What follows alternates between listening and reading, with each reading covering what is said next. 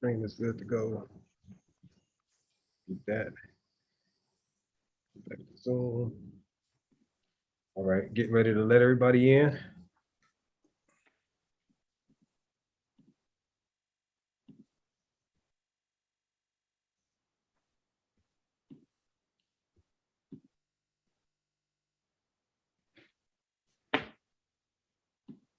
Wow, Brother Alleyne, looks like the community's showing up, man. See quite a few familiar names over there. That's good, man. I'm looking forward to this discussion. Then past Master Roundtree coming in, and once Roundtree come in, and what I do is I'll monitor and let people in as they come as we go, so you don't have to worry about that part of it, brother.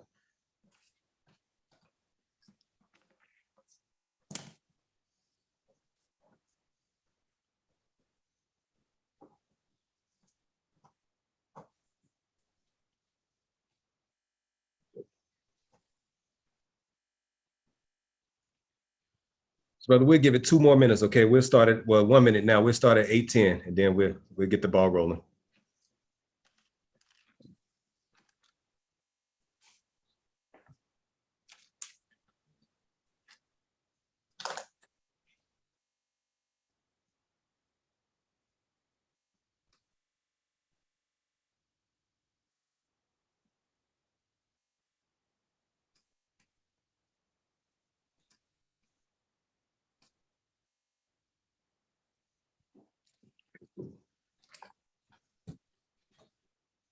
All right, Brother Alleyne, can you hear me okay?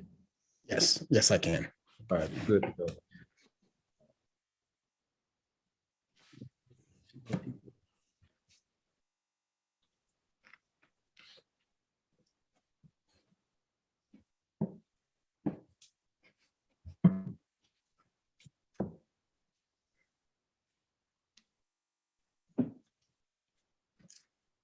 All right, Brother Alleyne, let's go ahead and get started. I want to start by welcoming everybody, in the audience that's here to observe and hopefully near the end participate in our conversation tonight. My name is Jeff Menzise. I'm Brother Jeff Menzise, hailing from St. John's Lodge number 3 in Cincinnati, Ohio, the Most Worshipful Prince Hall Grand Lodge of Ohio. And we're here with our dear brother, Oscar Alleyne. Oscar, please tell us your Masonic affiliation. I'm Brother Oscar Alleyne. I am a member of the Grand Lodge of New York, Wappingers Lodge 671, and Joseph Warren Lodge number 934. Nice. And so we're here to just continue a discussion that we've had previously. But before we do that, I would like to, just basically, Brother Alleyne and I, we're going to have a conversation tonight. It's going to be a public conversation about various points in Freemasonry. And it's going to be a very fruitful dialogue. It's going to be a dialogue from which all of us present should have something to learn from it. I mean, including myself. I've got my notebook and my pen ready because I know Brother Alleyne finna be dropping it, and I'm looking forward to learning. They say that you learn something every day, brother, especially if you're smart, right? There's a fool that think they know it all already. That's true. Real quick, Brother Alleyne, as we talked a little bit off screen, tell us a little bit about yourself professionally, and then I'll share a little bit about myself professionally as well, because a lot of times we put our Masonic light out there, but people don't know exactly what's going on outside of the lodge. And you've got a tremendous track record outside the lodge, fam. Yeah, where do I start? So professionally, at present, I am the Chief Program Officer for the National Association of County City Health Officials. I'm an epidemiologist by trade and profession. I'm essentially one of the national leaders in local public health and epidemiology, both in represented upwards of $80 million worth of programs and services, and one of the leads for the COVID response since the beginning of COVID, and helping the local health jurisdictions really try to respond to all their public health services in addition to the everything COVID related. I manage, I lead, I have executive leadership around all these different programs, and I also to some extent, I should say, have had to deal with media for external engagement, providing both well-rounded information, scientific knowledge, and applied public health practice on the executive board of American Public Health Association, and have had series of leadership positions in both New York State Public Health Association as well as the epidemiology professional organizations that are out there. So I get around a little bit. Yeah, just a little bit, because I mean, in addition to all of that, fam, you also overseas in Africa meeting with the grandmasters there. Is that correct? Yes, I was just came back from a trip from Benin, where I was able to both go for the installation of the new Grand Master of Benin. This was the third Grand Master since they've been created, and they had two grandmasters that just died last year. So was able to go attend that, and was, as a result, was invited to a little bit of a head-to-head, Council of African Grandmasters. So that was quite the experience, not only being on the motherland in Benin and, going around from Cotonou to Ouda, but also being able to meet Masonically with brothers from all across the continent. Man, I mean, that's beautiful, brother. I've been to Benin. I went to Benin a few years back, and Cotonou, and then you said Ouda. I was always calling it Ouida. That's the Ouida. I said Ouida. Yeah, Ouida. Okay, that's okay. So it's the Vodun capital of the world. That's what they call it, right? Mm-hmm. And I was actually traveling solo. And, I had a great time. Went to a village called Ganvi, which was a village. The whole village is in a lake on stilts. Water. Yep. Yeah. Oh man, it was a phenomenal trip, brother. There's a place called the Songhai Center, where it's all about sustainable agriculture there. And I mean, it was a phenomenal trip where they literally have zero waste with their food production. I mean, they've taken everything. They take the husks from the cassava that they're growing, and they grow mushrooms on those to keep it from being wasted. It's just amazing. They make their own gas, their own natural gas, using the waste product from the chicken and the fish. It's a phenomenal place, brother. But I had a wonderful time in Benin. When I learned that that's where you were going and that you were meeting with, with the high level Masonic brothers over there.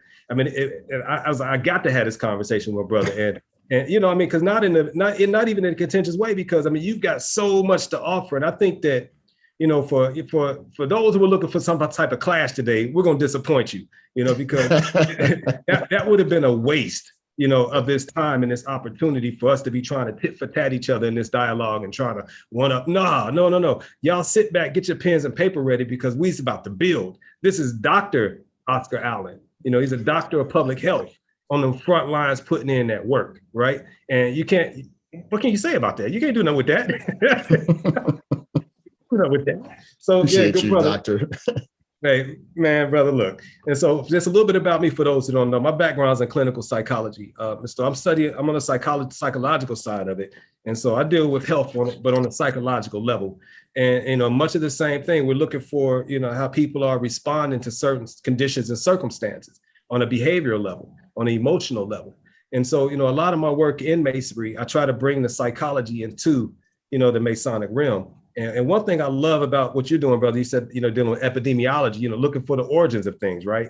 Looking for how did this start? Where did it start? And not only that, but what's its growth trajectory, and so similar to that, I'm looking at, psychologically speaking, because psychology is defined as the study of the soul. And so I'm looking for the origins of psychology per se, what is this thing called the soul? How is it manifesting itself on a day-to-day basis? How do our environments impact our soul development and the utilization of our soul or our psychology, and so I was like, yeah. And when I was in grad school, actually working on my master's in clinical, I would sit with my brothers in physics and biology who were grad students, so we could swap notes and see what the comparisons were between, what they used to call the soft science of psychology and the hard sciences, the physical sciences and biology and physics and stuff.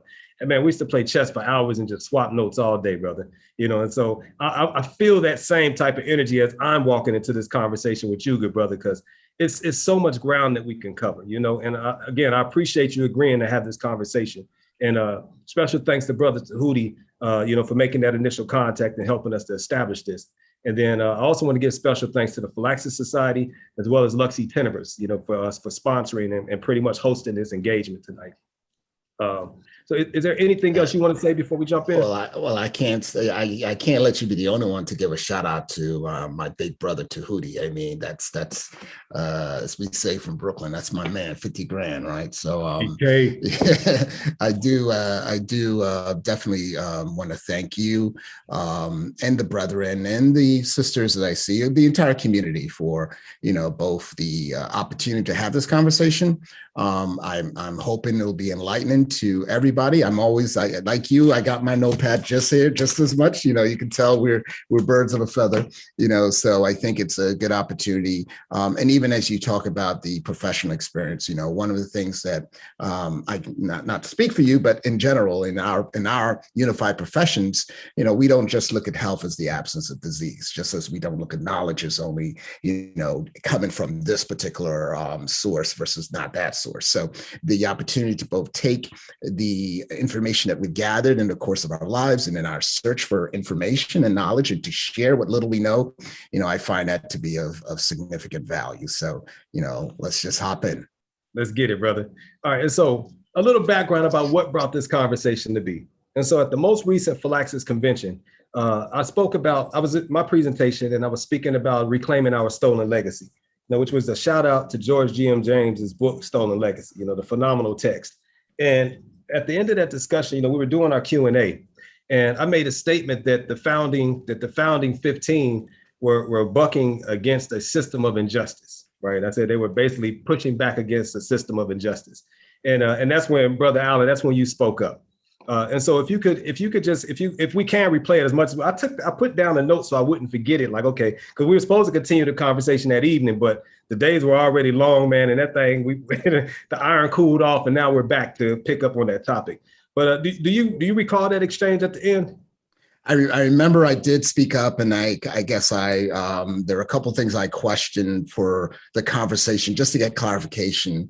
Like with the either bucking the system or retaliation. I forget the words we used, but I did know that my ears perked up because I wanted to get a better fleshing out as to, what did you mean by it from a historical sense or as a symbolic perception, and whether the two, because, there's so much that we know about what those men did back in that time period. We also know what happened in the course of time in history as to what has been, if I can say it this way, as with anything, you have your creation stories, like let's take it back to our people. We have what is laden in facts and what's laden in history and what's laden in, I would say the mythos, not myth meaning lies, but myth meaning the overall perception and the story that breeds even a life of its own. So that's where I was trying to get at, as to parse out where exactly you were coming from for that level, because historically there was one way of looking at it versus what they have become, if I can use a term in that way. Right. Got you, brother. Yeah, and I appreciate that.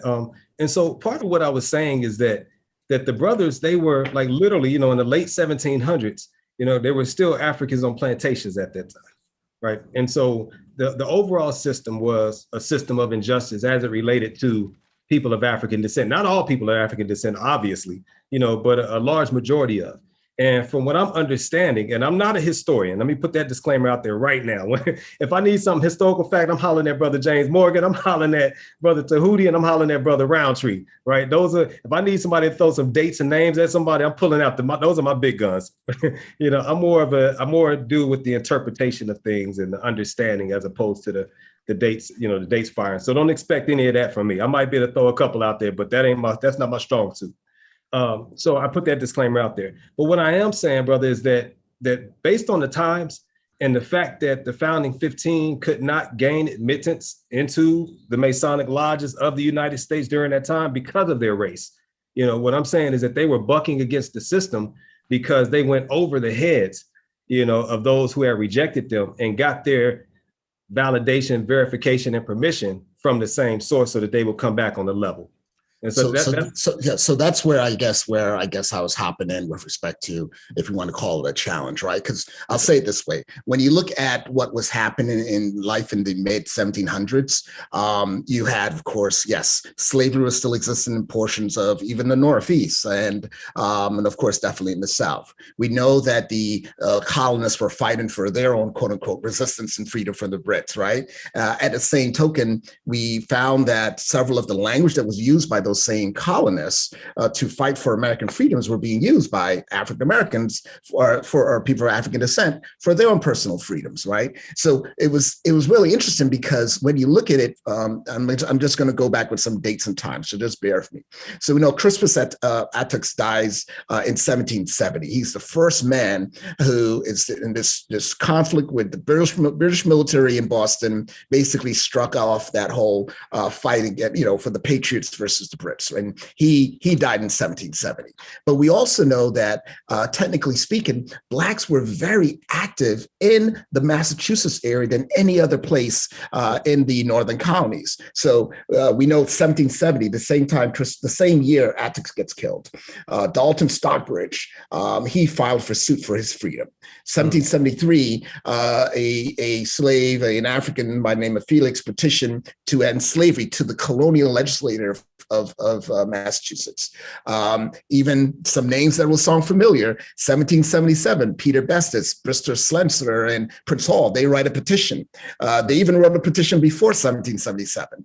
And we know that at least there were I would say about 10 or so published articles that were written against slavery by men of color. And even in 1783, Kwaku Walker actually won a criminal case against his slave master, Nathaniel Jennison. So the point that I'm making in throwing you those names and dates was to really say that, and you may now see why I guess the point of contention was that in actuality, the men of African descent in Massachusetts, and more specifically in the Boston area, they were very vibrantly bucking the system and even openly not only writing, petitioning, and in some cases, as we saw, they were winning criminal cases for the freedom and for the end of slavery. So that's where my caution was coming from. If you now see where I was coming from in that explanation between what the guys were doing in African Lodge number 1, because it wasn't 459 yet, versus what was systemically happening among freed Blacks in Boston, which basically fed that kind of environment anyway. Right. And so to me, everything that you just spelled out, it actually substantiates my point, which is that they were bucking the system, because they were writing to abolish slavery. You said they were sending in petitions, criminal cases. They had all kind of stuff happening, and all of that was pushing back against a system of injustice. Right. And so that's all I was saying, is that the founding 15 were of that same cloth. And I think that the brothers in that region, like you're saying, they were very unique in that, especially when you compare that with us everywhere else. It's like that's where the spark was lit for many of these movements. Right.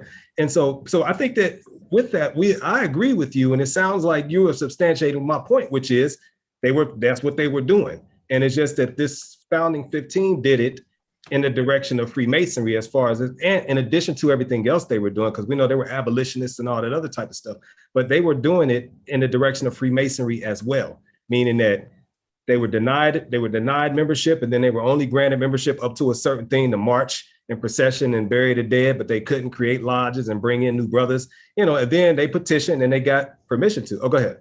But in actuality, they were making Masons. So the statement about this John Roe permit is a little nebulous because they can't find the permit. It's a statement that's made. No one can actually prove it, even in the provincial Grand Lodge at that time, where John Roe would have been the provincial Grand Master of. But taking that off the table, these men in their archives were steadily making Masons. They never stopped. They never said. The men in the African Lodge number 1. Gotcha. When you look at the lodge archives of African Lodge number 1, starting from 1778 to going onwards, they never stopped. They never stopped doing masonry, if you get my point. So I guess where I'm going on is the historical truth about, well, they needed a permit, and though they were not able to do such and such, they still persevered. My point is, they were persevering. They were doing what they were doing without a quote unquote permit, even though that story was, story has emanated within our midst. And to the point that I think really, I'm glad that we're seeing the same light here. The point that I was really trying to come at was oftentimes when we tell the story of these 15, brothers, it starts day one with them, meaning all of this buck in the system never happened until they did that. Yeah. So that's definitely not what I was saying. Yeah, but I get exactly. It. But even though that's not what you're saying, that's what the perception oftentimes is, that no one's looking at the full environment. They're looking only at the large picture. And as you know, the lodge is a microcosm of the macrocosm, right? To the extent where, yes, they were able to come together and, to the benefit of your point, they were able to do things that folks said were unaccomplishable. But at the same token, what is lost when we are telling these stories is the external capacity, the external elements that are truly showing that it was actually not, it wasn't a laboratory experiment just developed within Lodge number one. This was part. This was part of the way of life of how they were living and seeing the plight of people of African descent. So it made sense. It made sense for them to do it. And then even your point about that they were basically underground still making, like you said, they didn't stop, meaning they were always doing it with or without. To me, again, that's bucking. You know what I mean? It's like, y'all ain't gonna stop none of this because we're cut from this cloth to where we are understanding our power, our purpose, and we are ready to fight and die for it. Right now, that's not a quote, of course, but I'm just saying that because, those actions are punishable. When you're talking about that period of time and who the white Masonic quote unquote counterparts were during that time. These were high level, powerful people that they were just basically just saying like, yeah, we understand that, but we have our right to do this as well. And to me, that's why typically when I'm shouting out the origins of quote unquote Prince Hall Masonry, I started African Lodge number one, because to me, that's where the brothers had that gumption where they was like, yeah, I hear y'all, but no, we doing this. And then they also got help, right? Remember, they were helped, right? Yep. They were helped significantly. Not saying that they were visited by St. Andrew's Lodge of Boston, which was essentially an ancient lodge, for lack of a better word, from the Scots origins, et cetera. They do talk about that. We know that when we see even from the abolitionist perspective, right? They did do everything alone. They did have supporters. They did have, whether it was white abolitionists or religious folks or whomever, or, people of power. But to your point, they really believed in this concept of freedom and equality, despite everything. They readily believed that because why else would they have acted in the way that they did? To feel that I can become a Freemason, I can write to the governor and say, give us our freedom. Or guess what? Why don't you just give us a ship so we can take our people back to Africa? Right. Prince Hall writes that, and others, they say, give us the ship and the funds so we could take our families back to Africa because things ain't working out here, even though we believe and we have freedoms, and to the point of writing to free those two brothers that were kidnapped and sent to the Dutch Netherlands, in the islands there when they were taken as, freedmen to work on the ships and were sold back into slavery. The fact that they can write and stand up and say, no, that's unacceptable, speaks to their, not only their belief, but their existence as being freedmen.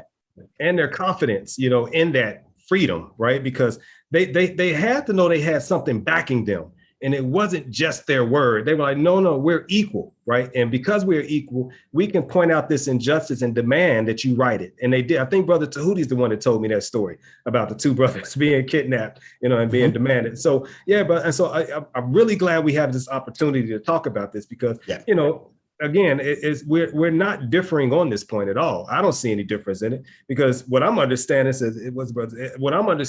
that, we're saying the same thing, right? As far as, I just used the words that I used, which was buck the system. That's just me, and it's just they buck the system of injustice. And to me, that's what they were doing. And everything what you're sharing with us right now, as far as the details and of course, the context within which these brothers grew and and we're motivated by it, I would have to say that we're definitely in the same book on the same page and reading the same words on it, brother. Yeah. And they did it scholastically, they did it gentlemanly, and they also did it, how do I say, the Malcolm X way. They knuckled up. So for example, I always tell the story when I reflect upon the story of even some of the well-known brothers that we have, like Lewis Hayden. Hayden, so there's a period of time where, all the blacks were being freed from the South and being brought up to the North. So they created this law in Congress, this law to say, any blacks that were captured, that were enslaved, have to be sent back. And they had arrested a couple folks and were going to send them back. And literally they blew a hole in the wall of the jail and freed a guy. They were gangster. And then, when the troops were sent in and the National Guard, whatever, Hayden, pledged, like, I will blow up my whole house with everybody in it the moment anyone steps in. So my point being, they employed all of the available assets and tools to really going back to that key point, the belief and in the confidence that they were on that right path, especially as it pertains to freedom. Right. And see, to me, man, all of that makes me wonder, what did they understand Freemasonry to be? Because to do all of that, and to stand so confidently in the quote unquote label of being a Freemason, they had some serious confidence in that, man. And so to me, that reflects a certain understanding, or at least belief, in what this thing called Freemasonry is all about. And I maintain that they understood that it was not just a social fraternal organization, but it was something in which everyday human beings were able to gain access to some other source of power and capability. To me, and again, they asked me to point out the reference for that, I ain't got one. Other than my own understanding of human behavior, there was something motivating them, to have this much confidence in it, to buck, as I was saying, and then to get in there. And then, although they were doing great things beforehand, just like you didn't start doing great things once you were raised, right? You were raised as a part of your continuance of doing great things. And that's what many of us find ourselves doing. And that reminds me of the story of Jesus, like when he was 12 years old, his parents lost him. And they found him in a temple teaching and learning. And to me, the elders in that temple who were teaching him and learning from him, they recognized something in him. They saw him. And it's real quick story, man. I used to DJ back in Nashville. I was a DJ. I went to Fisk, DJ at Vanderbilt, all the parties, college parties. I was killing it. And but one night we were at the party, after the party at a Wendy's. And this real tall white dude with a 10-gallon cowboy hat on, big old belt buckle. He was in line in front of us, blonde hair, crystal blue eyes, right? And he was in line right before us. And he turned around and he just looked at me. And he asked me a couple of questions. Now I know those questions were Masonically driven questions. He was trying to see if I was a member of a lodge. And at the time I wasn't, I had no idea what he was talking about, but there was a voice inside my head giving me the proper answers to his questions. So by the end of that, he gripped me. And he bought me and the three dudes that were with me, he bought our food for us and the one thing he told me, said, stick with it, because anything that's worthwhile is not going to be easy. So his understanding was I was going through the process of being, raised as a master Mason. And I never gave the illusion that I wasn't fronting. And so what I'm saying is that there was some view of promise, right? And that was evident there. And just like with you, somebody saw it in you, when I'm looking at the brothers, the founding 15, every African person that ever stood up and bucked to be a part of this organization, through civil rights, through, enslavement, all that stuff, they had to see something else is there. That's me. What do you think about their understanding of what Freemasonry actually was? And why did they go so hard to become members of it? So what I can say is just looking from the language and what they wrote. Right. And specifically their understanding of Freemasonry, and even when you refer to Prince Hall letters and the stuff that he really wrote, the language of Freemasonry spoke to the same concept of tolerance, equality, brotherhood, and truth. Mm-hmm. And to that extent, And if you look at how the language is kind of captured, similar to what was written about both in the church. So there's a reason why the church was a big component of African people's life, because they taught them certain things. They said we were all children of God, right? So children of God should all be equal. So this concept of slavery, where you're not able to assemble, but yet in Boston you are, it tells us that there's some discrepancy. But when you look at the language of Freemasonry, technically speaking, it always spoke to this equality, this toleration, and this opportunity, even though what was existing outside spoke differently. So I can see how they cleave to that particular understanding. Also, I would say the dynamics of Freemasonry as to who were members of it. Right? Members of society, people who were well placed, right? People who were recognized in whether civil or civic or other elements, were very known or prominent Freemasons. It wasn't necessarily hidden per se. Like, no one, we didn't know. No, you knew who were Freemasons around that time period. You're saying that the everyday Black person in the streets knew who the white Freemasons were at the time? What I'm saying is, the guys who were operating in those circles. So I'll give you a perfect example. One of the early descriptions of Prince Hall and the way he operated was told in this book. I think Mariners or something. I forget the full title, so forgive me. But in this book, they talked about how Prince Hall would be the one who was the caterer for this big turtle festival that happened off the Massachusetts shore. Maybe, I wouldn't say Martha's Vineyard, but off in the coastal area. Okay. And they said that whenever they needed, they brought in the turtle from the Caribbean, so it's big turtle. And they said, he would come in with his crew. He would set up shop. He will give directions. He was on top of his game. But the guys who are telling the story, they're people of quote unquote affluence. It's like, I'm from New York, so it's the folks going into the Hamptons for the weekend, and they got this tight catering group, and they're like, well, there's this guy who's running this crew, and he's a great chef. He's telling they do everything on top shelf, and he's also, from our understanding, he's also the head of Masons for them. So my point being, how did they know he was a Mason? Just as the same way others knew who were Masons within that society at that time. It wasn't that they were, openly flashing rings, but depending on the circle in which you roll, you actually would have that information at least better known than we would have in present day time. So let me ask, so the story what you were just talking about as far as the catering, that's Prince Hall. That's Prince Hall. He's named specifically, yeah. Learn something every day if you're smart, ladies and gentlemen. So this brother was catering highbrow events. Yes, sir. Where did he have time for that? So to me, that's a part of, that's like him networking almost, right? So he in there, he's on the scene, in other words. So again, so you're saying that just the language of it appealed, not even the language, but the overall concept of freedom, equality, justice, brotherhood, being just between each other, on the level type stuff. You're saying that spoke to them, and that was an appeal and made them want to be a part of this.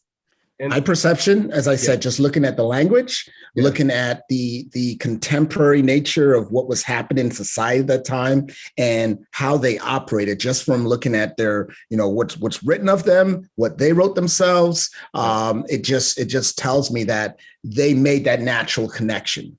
And whether it's because of what was happening in their circles or the circles that they were around, that they were privy to, the people that they were interacting, especially on the abolitionist realm, and other, when Prince Hall writes to England in 1784, he actually says some things that shows that he's astutely aware of world events. Mm-hmm. He references France. He references, and in several cases, things that are happening in the world. So it tells me that this is not someone who is in a cocoon or in a bubble. He's actually very well versed, which tells me that others around him were as well. Granted, of course, several of them were working in the maritime industry. They traveled, et cetera, and word are being sent back and forth. But they had an astute degree of knowledge of what was happening, whether it's the gatherings or whatever. So that's why I'm making my statement to that extent. Yeah. And so, I think that one thing that we lack, and we speaking very generally, of course, is an understanding of what we were during that period of time. I think that people think, oh, that was back in the 1700s. Those were backwards, burlap sack wearing, and whenever they got a chance, they threw on one of them wigs. But that's just not the case. We were actually well advanced politically, socially, even culturally. And part of what I'm also understanding is that our brothers and sisters during that time were they're still well aware of their connection with the continent of Africa. And not just as a geopolitical location on the planet, but also as a cultural reference, as a spiritual source for us. And so, when you read in some of these writings, I mean, referring back to Africa, we might be doing it in biblical forms, but what I'm seeing is that, I don't think that the church was sufficient, because a lot of the things that you're saying overlaps with, the things that you were saying that they were interested in as far as Freemasonry is concerned. You see that in the church as well. The justice, the freedom, the good treatment of your people, all that type of stuff. But it was something in the church that wasn't enough for them. And maybe it was the political aspects of Freemasonry that they sought, to be able to embrace. But again, it wasn't that Freemasonry is what allowed them to embrace political activism, because they were already politically active, right? Prior to. Yeah. I would say, it's tough to say the church wasn't, because several of the abolitionist groups were, by virtue of meeting in churches. And in several cases, we've seen even white abolitionists, pressuring others to be like, hey, you can't be in the pulpit and saying this, but yet at the same token, turning a blind eye to slavery. I think I look at these things as several vehicles for amplifying your message. And whether it is to collect information or to disseminate information, these were, to use kind of these, natural terms, these were the collective villages that our folks assembled in to, beat the quote unquote drum, the proverbial drum, to get the information to further share it amongst their particular circles, because some of them were traveling. You have folks that were traveling from Canada to, over Nova Scotia, to parts of Michigan, to, parts of New York City. They were doing all this interaction, even going to portions of the Midwest where they're still, where they're, journeying out. But my point is, there was this circuit of movement. Mm-hmm. And by virtue of that movement, whatever means you would use to amplify and get your message out, I think was what they took use of, right? You utilize every available assets to its fullest. So in that regard, whether it is in the sense of the church, in education, in politics, because they were very well versed in politics to be able to both write to the legislator to say, we want this, we want that, and we are asking for it on these terms. And likewise in Freemasonry, Freemasonry, I think, was a further network for them, which represented, I would say, a strengthening of that connection that they really wanted to really establish as a people, or as a movement, if I can use it in that terminology. Mm-hmm. So let me ask you this then, good brother. What's your perspective on the esoteric aspects of Freemasonry? Well, define your question as far as the early Prince-Hall brothers, or in general with Freemasonry. Okay, so let me start with in general. And then tell me how in general that applies to those brothers. So, when we define the term esoteric, it's anything that has hidden meaning, right? Usually for a group or a select few people. So by virtue, the act of joining a fraternal order, the lessons that it teaches only to its members, the metaphors, the similes, whatever, imagery and symbologies that are employed are technically esoteric.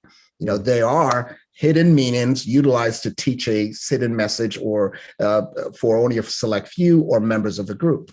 Mm-hmm. But in actuality, what we have seen, esotericism has really taken an interesting pathway in modern Masonic elements. And when I say modern Masonic, there are guys talking about the philosophical aspects of Freemasonry almost from the beginning, but in today's term, we've somewhat developed this kind of a perception that it's one or the other. Right. You can't be in Freemasonry unless you truly envelop, understand, and embrace the concept of the esoteric teachings. And when they say esoteric teachings, they're not necessarily focusing on what is written in the ritual, but what are the interpretations? What are the truths and symbolisms that are seen in other elements that may have some ties to the story that really connects you as an individual to the fraternity. So you can be looking into things such as, spiritual esotericism, philosophical esotericism, cosmogony, astrology. There's so many different facets to it. And I liken it to being multiple doors. So you're in a room, call the building, whatever you want to call it, castle, whatever, palace, mansion, and there are all these doors. You can think about it like going back in the Matrix time, right? Where there are all these doors and you got all these keys. And people tend to want to go open every last door that's in the hallway. And you don't have to. Oftentimes there may be just one or just two doors that you just need to open. But I use that metaphor in the perspective as how I look in the general perspective around esotericism. When you look at the modern day definition of this deeper philosophical meaning, this deeper spiritual meaning, this deeper way of both explaining and understanding Freemasonry, yes, it is necessary, it is there, and it's one that you can enjoy by being a member of the craft. But it is not the only aspect of the organization that should be placed on a pedestal over everything else. And we're going to get to this, I know, at some point. And our people always believe, and all ancient peoples, right? Whether it's Native American, or African or others, they always had the concept of a balance, not necessarily good or evil, but that balance, that there's balance and there's imbalance. And that if you are able to ascribe both an understanding that with esotericism that exists, there's still the exoteric component that is necessary. The exoteric, right? You need the walls to hold the door. You need the shell to encase whatever is hidden inside. So being a balanced individual, meaning you're understanding both, I would say, the administration, the infrastructure, the tools and implements that are necessary to sustain Freemasonry and its components are just as equally important as the inner the inner science, the inner, philosophy, the inner esotericism that folks really sit and enjoy and really, kick their feet up and like, no, this is it. But you have to be balanced, right? Because otherwise. Right. You're imbalanced. Now, some would say that in modern times, we're imbalanced towards the exoteric aspect of it. Some are fussing about, like, when you talk about how do we attract younger membership and maintain and sustain that. And a lot of the complaints that I hear, that they come in and it's just about the administrative stuff and not necessarily about the esoteric aspects of it. And even in a lot of the conversations that I'm hearing about the esoteric aspects of it, that people even look at the esoteric aspect from a cognitive perspective. It's just like, it's still just an intellectual exercise of you talking about it, quote unquote, understanding it and dealing with it, and not necessarily as the ancients looked at esotericism, which is more of a transformative, like transformation on like a soul level. Like you go, if you meditate on this particular symbol and you actually begin to do some other works with this symbol, then you are able, when you emerge from that work, you are now in this world as a different individual than before you did that work. And it's not because you have memorized something, but it's because you have actually experienced something. And in that experience, that literally transforms you. Shout out to Jesus in the Mount of Transfiguration, right? That's how I see it.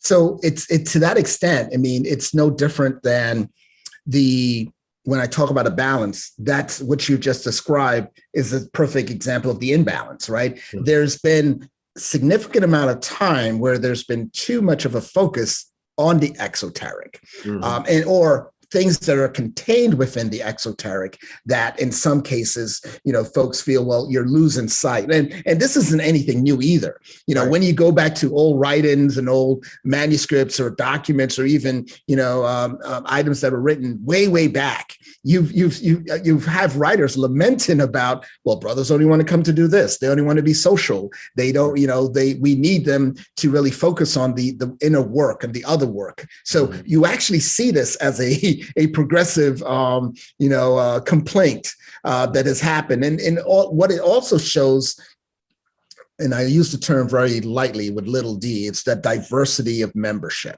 Right. There's some who come for one thing, others who come for another thing. Now, we've seen this really proliferate over the last, I would say 100+ years, right? Or just keeping it with the last 50, 70 years, where there's this perception of Freemasonry being one thing because that was what culturally or the society did within a certain time frame that made sense. The gathering together, the network and the fellowship, because that was the camaraderie that was being built. And that essentially became what folks really ascribe most to it.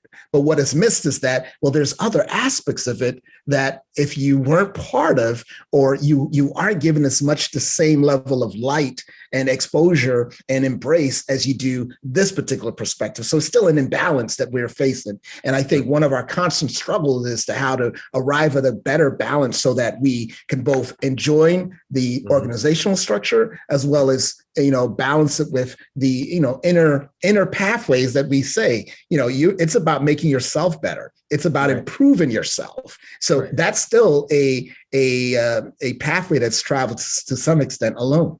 Right.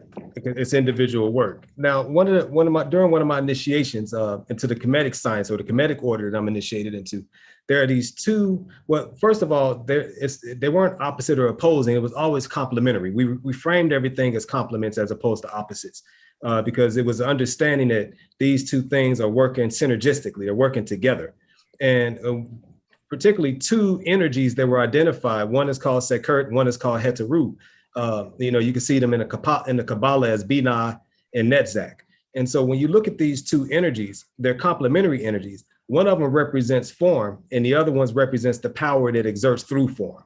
And so the structure of the fraternity would be considered the form. Like you said, you need a frame to hold the door up, right? You need the wall. If you can peel down all the plaster, sheetrock, or whatever off your walls, people would see that there are actually beams there. It's a structure holding it together. And the structure is configured in such a way for energy flow. So if you open up windows on your first floor and open up windows on your second floor, you open them up the right ones, you'll catch a serious breeze coming through and you'll save on your energy bill, that type of thing. So these two different energies the message that they would give is that you need the form in order to optimize the function, right? And then also the function oftentimes follows the form. And so when I'm looking at our craft, and when I go back, ancient understanding, because that's the other thing, we'll get to this part of the conversation in just a few, but my understanding is that there was a point of time, and even in present day with certain worldviews, that says that it's not an either or thing. It's never an either or thing. So that whole dichotomy that it's this or that, or these are two separate things that we must figure out how to put together. Some worldviews say that no, they're not two separate things. They're just two sides of the absolute same coin, and that you actually cannot have one without the other. And so, for example, electricity and magnetism, it's like, those two things, from my understanding, are two sides of the same principle, basically. You use one to get the other crazy. It's always present, whether it's in an active or inactive state. And so to me, that conversation about worldview is so important when we discuss matters such as this, because, two people could be looking at the exact same thing, and their worldview, or, specifically ontology, the nature of reality, one person can understand reality to be totally materially, physically based, and that's reality. And then another person can say, no, reality is actually the seen and the unseen. And so the person that's saying seen and unseen is ascribing meaning to something physically occurring, giving meaning to something that you can't count or measure, and the person that bases it in the material sense is saying, well, no, it's only the physical. And then you have two people that can never come together and agree. We see this in so many different, fairy tale stories or folk tales, right? The elephant and, the two blind men. Or even if we use contemporary terms, you could sit at a dinner table at a Masonic function and there's a glass of water and you can build an entire philosophical, esoteric discussion about that glass of water. And the brother next to you, like, it's a glass of water. What the hell is wrong with you? Right? You don't shut your thirsty butt up. Like, I'm not saying next to you again ever, correlation. You know what I mean? But to your point, it's the reality and where people are attuned. Now, is the brother who sees the glass as just a glass, is he wrong? No, he's perfectly right. He's perfectly in his element. And to your point, his existence is within what is in front of him, that tangible perspective. The brother who's seeing, this water, this container, it is symbolic of Newt and of the sky goddess, and then and you bring in the different anthologies of, you could say all that brother may be right in their perspective, or that sister may be right in her perspective. But what really comes down and goes back to this concept of balance is the ability to respect each other's opinions and to be able to meet on that particular level, whether you agree or disagree, but not, and what I've oftentimes see on both sides of this proverbial table. It's I'm better than you, I'm better than you, you don't know masonry, you don't know masonry. And as a result, the opposing forces never find equilibrium. They're constantly fighting, to separate. And that's where I think going back to this concept of balance, et cetera, is really important to understand and appreciate. Yeah, there's a story out of the Yoruba tradition about Eshu, and Eshu is somehow referred to him as a trickster type of god. And Anansi in the Caribbean. Anansi, right. And so there were these two farmers, they were friends, but they had been feuding with each other. They were on opposite sides of the road. And Eshu would always come along to teach you a lesson, right? He would just come through, he was like a trickster, and he found very clever and creative ways to teach a lesson. And so he was trying to teach these two farmers that they need to come together because they're good friends, and whatever they're beefing over is nonsense. So what he did is he painted one half of his body red and painted the other half of his body black. And he walked down that road, straight down the road, beating on the pan, making noise, disturbing the peace. And so when the officers came around to ask, who is this creating a disturbance? One person, the one on the side of the road where he was painted black, was like, there's a guy, he was in all black, blah, blah, blah. And they was like, no, he wasn't, he was in all red. So they got, feuding. Long story short, Eshu shows back up and shows him that, no, I painted one half black and one half red. And he wanted to show them that it was just your perspective of me, which was not the totality of it. And that's what created the issue that you all were having in the first place. And so the moral of that story was to seek as many angles and perspectives of the one thing as possible so that you can approach it as holistically as possible, because it's guaranteed that each of us stands somewhere. And so we can only see it from that somewhere.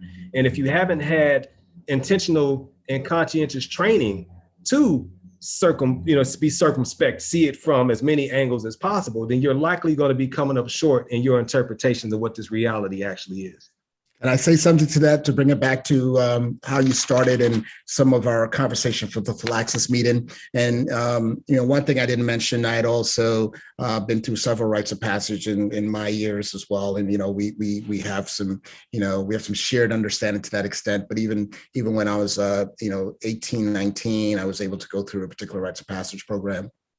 And a lot of it also focused on the concept of African fraternalism and why return to the roots. So I say this because I'm going back to your earlier comment about reclaiming the stolen legacy. The seminal book, as you mentioned, by George E.M. James. What is interesting, that book has been used so much times by individuals to say this is evidence of the proof that Egyptian mythology or the Egyptian philosophy or Egyptian activities were taken by the Greeks, etc. But what is to your last point you made about finding out all of the details as much as possible? In Stolen Legacy by George G.M. James, when people are constantly quoting, well, this is what the Grand Lodge of Luxor came look like, and this is what the temple, and this is how they acted. The sources of his quotes, and he tells you who they were two individuals, one by the name of Charles Henry Vail, and the other one called Max Muller. Mm. Charles Henry Vail was a universalist minister who decided to go into socialism in the 1900s. He was a pastor in New York. And he was not an Egyptologist. He didn't study African history, but he wrote two books. Mm-hmm. One book was called Ancient Mysteries and Modern Masonry. Mm-hmm. That's where George G.M. James quoted those descriptions of, quote unquote, the Temple of Luxor.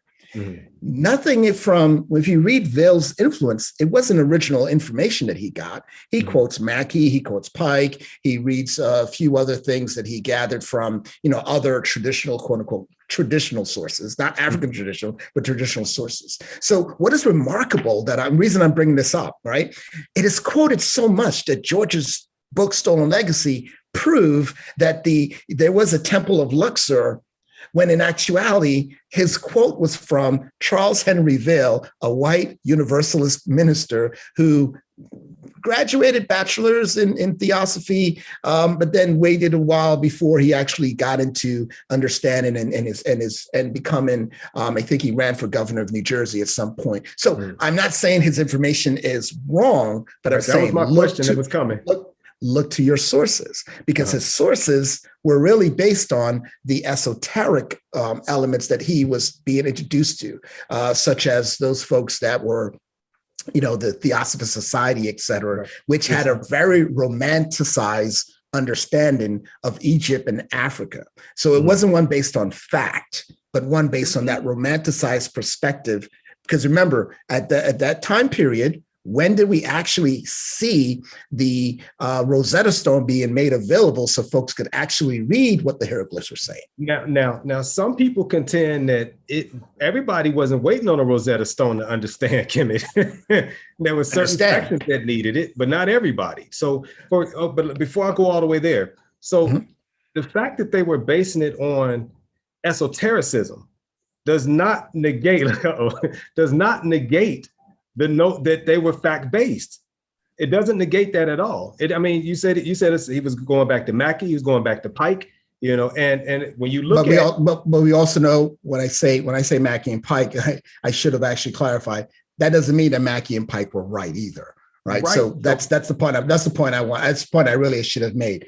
Right. Mackey and Pike doesn't mean that they were the penultimate authorities. Right. We all know when you look at the annotation of Pike's work that Pike lifted from everywhere under the sun, didn't quote sources, whatever, to that extent. So I wasn't saying it from the perspective that this is a reliable source. No. That Mackey and Pike.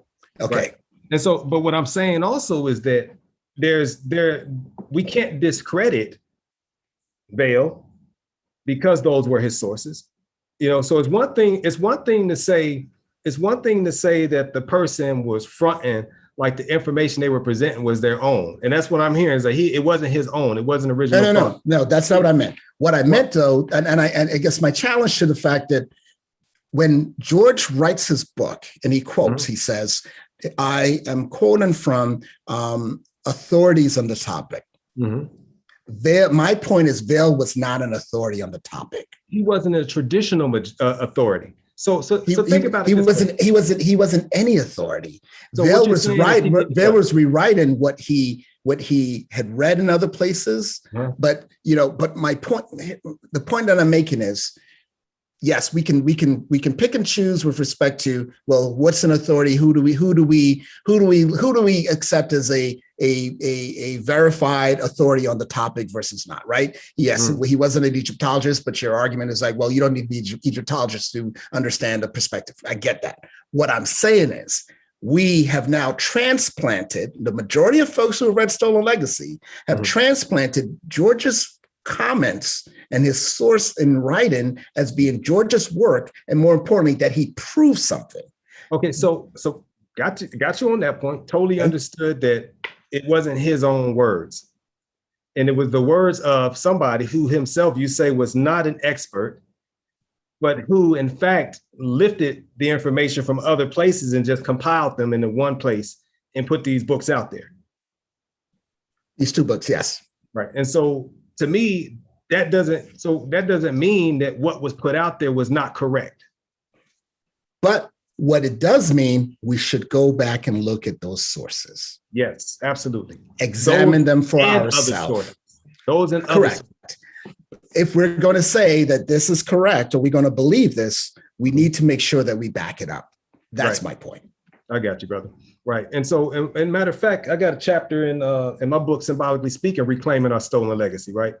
And when you look at what I was doing was I started off saying how people will often challenge the factual nature of what George G.M. James put out there, as far as accuracy in information, accuracy in the politics, but one thing that I've never seen anybody do was deal with what he says about initiation in stolen legacy and those 3 levels of initiation that he highlights, which are verifiable.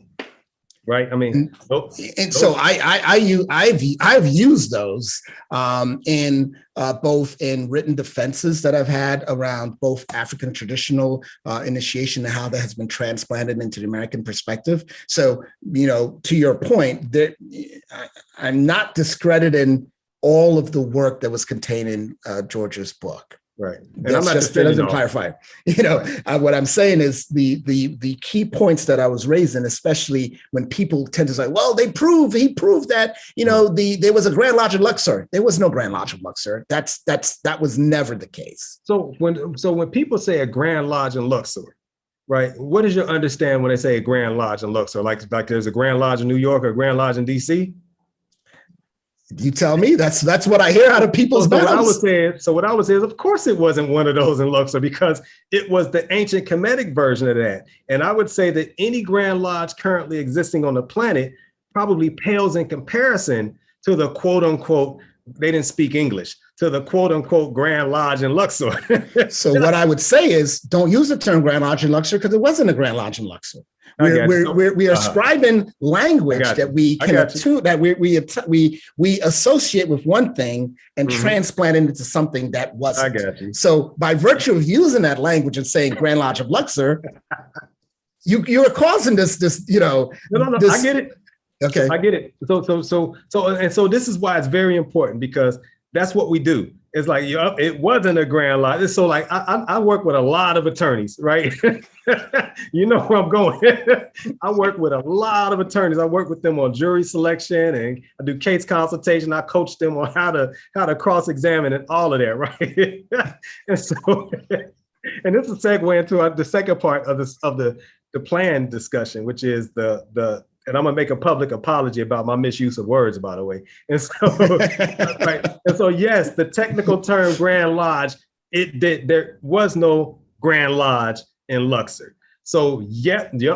So you would have to know the ancient word for it, and I'm sure some of our brothers do because I've heard them speak on it. I've heard Ashwakwasi speak on what they call that quote unquote lodge, because I don't know the Kemetic term for it, but some people call them Per Ankh, or the House of Life. But I don't know if that was the mega temple, whatever. But that's that part, right? Those are the words. So let's segue, because I do want to apologize, because in that Facebook post, in the exchange that we recently had, and I was talking about, I said that the national language in Benin, was French.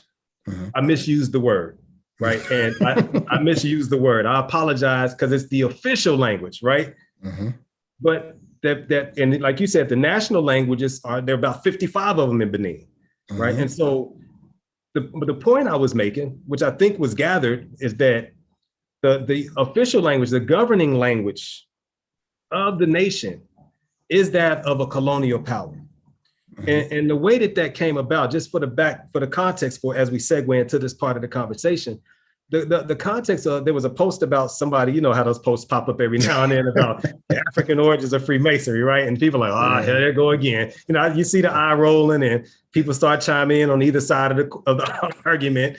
And you posted you said, so why is it that, the Africans, I can't quote you, Africans or African Grand Lodges themselves don't push this same point, right? They don't push this narrative, correct? Right. They're not pushing it at all. And the temple was, Ipet is Sut. Thank you, Brother Tahuti, the most sacred place. Ipet is Sut. He said that's what those temples were called. So there was an Ipet is Sut in Luxor. Which I'm fine with that. I'm totally fine with that. and so that is the other thing. And so I love that, though, because we do need to be aware that the words that we use matter, especially if you're coming to a discussion, a debate, any type of dialogue where you're attempting to build and push forward, you should be very meticulous about the words that you use, right? And because, as you know, not everyone is going to take the time to go absorb, review, and verify everything that you and I say. So you may have someone who may be a casual listener, et cetera, that may say, well, this is what was said. So I will consistently repeat that, even though we recognize that there's nuances and in some respect, doesn't, it may be delivered in a way that the audience can understand. So I would say it's like a Grand Lodge. Oh, I'm in a lodge. I understand. Okay. Right. But it's different to say it's like versus it is. Right. Sorry. Right. Go ahead. Right. And so with this point, this second topic of discussion about why the African Grand Lodges do not champion the African origins of Freemasonry per se. And under your comment, I wrote, it's probably the same reason why they have the European languages as their national, stand corrected, official languages, and why they often have Christianity and Islam as their official religions. And then I tip my hat to Benin, because I know that Benin's official religion is Vodun, and I know you had just recently been there. And so, I tip my hat to them. And then, but at the same time, their official language is still French.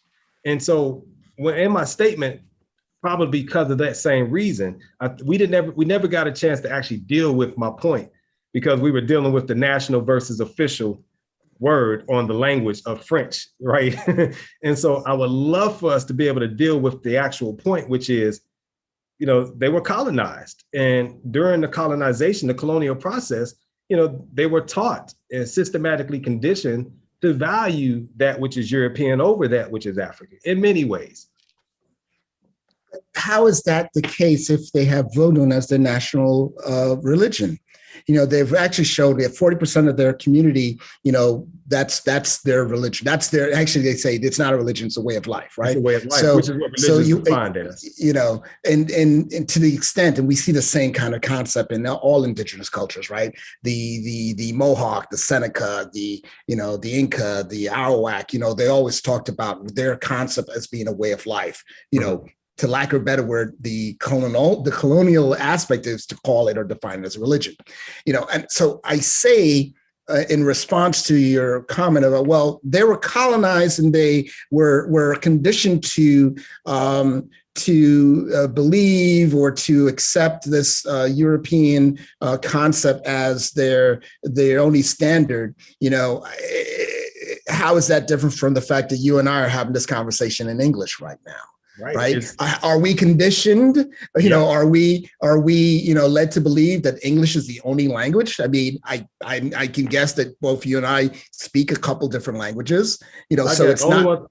I got hood and I barely got English, brother.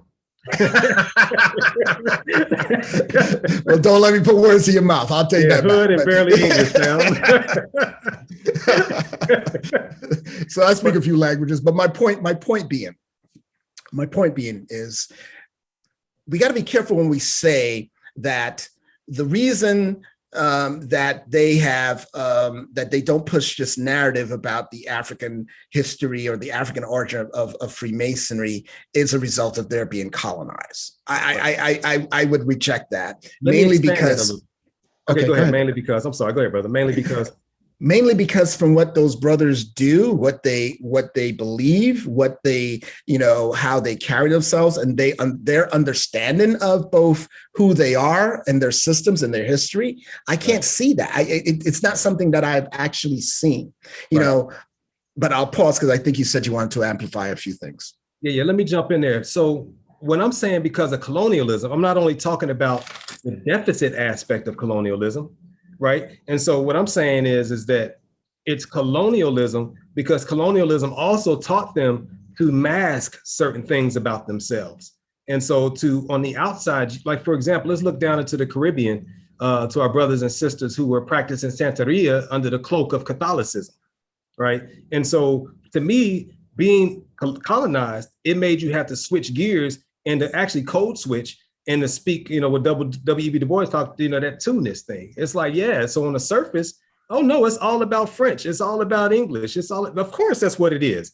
But like you're saying, for them to know what they know and to have the traditions that they have, and to have Vodun as their way of life, speaking specifically to Benin, to have Vodun as your way of life, there is absolutely no way that they could be practicing Freemasonry in the exact same way as a European would be, because their undergirding way of life allows for them to see more in a symbol as simple as a rough ashlar being turned into a smooth ashlar. They would have to have a different orientation because their way of life calls for that. The Vodun tradition in itself has an entire unseen force that motivates everything physical. That alone has them going into a lodge different than somebody who's coming from a purely Christian or Catholic background.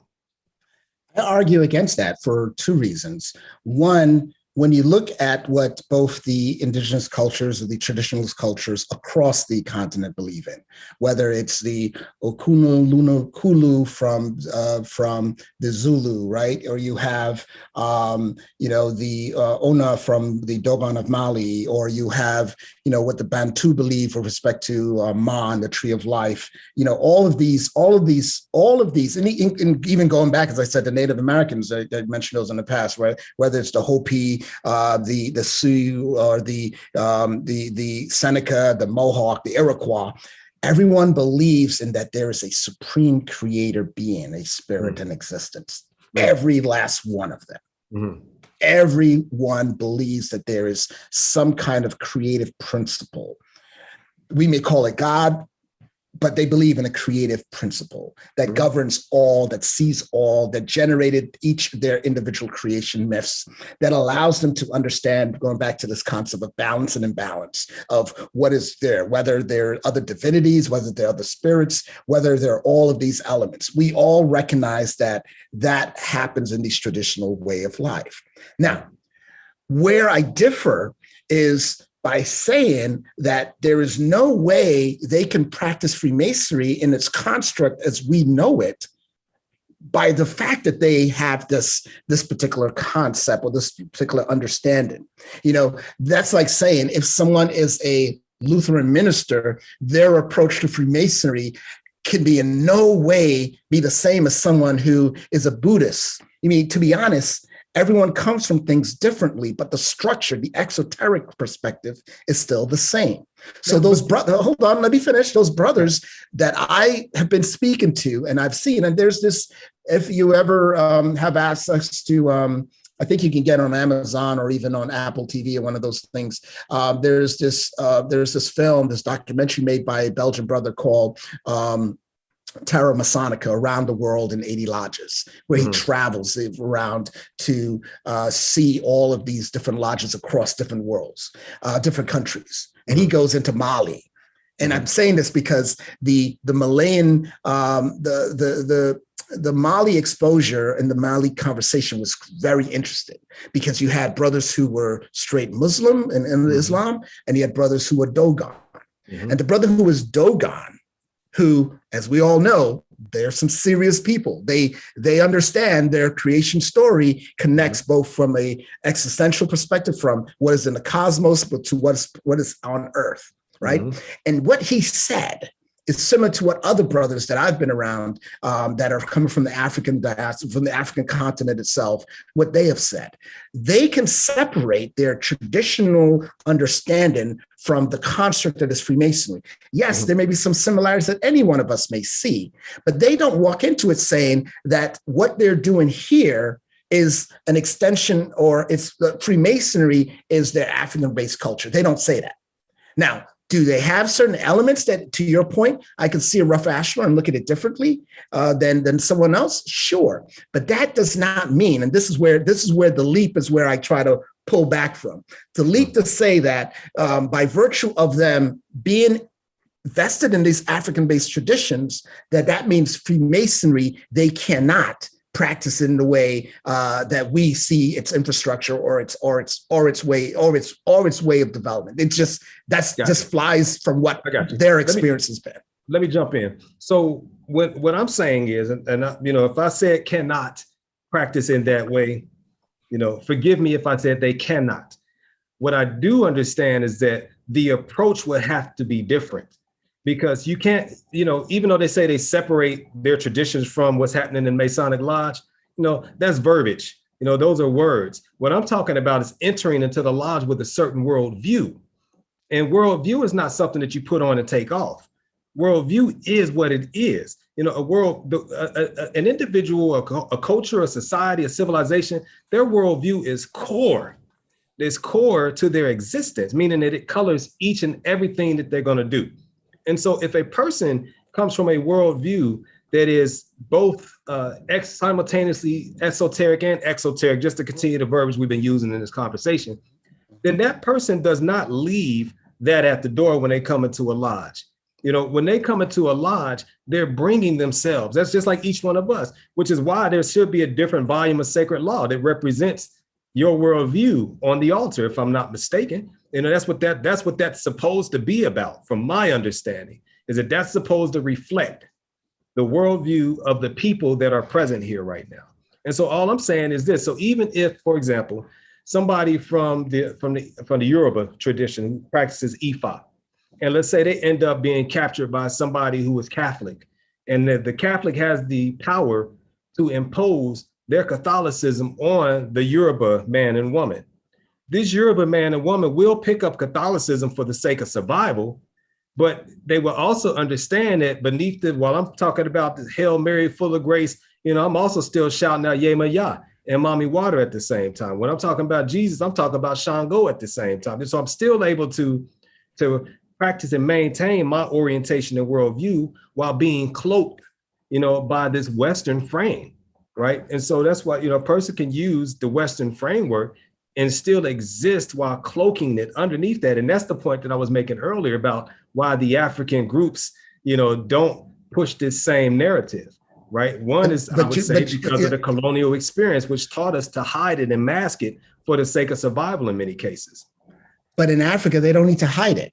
They don't hide what they believe in. They don't hide their African-based traditions, and they don't hide their connection. And even if you really think about some of the majority of African-based traditions, the elders will tell you, over the course of time, they've not necessarily been kept. When I understand what I mean, there's a particular spirit, like whether it's Ifa or others that you may practice, et cetera, that you may see, and they would tell you that yes, these are our traditions that they're passed down, but we know that it was some more serious stuff earlier on, right? But to my point, here's where I'm getting at, which ironically, what I'm saying is you're technically proving what I'm trying to express.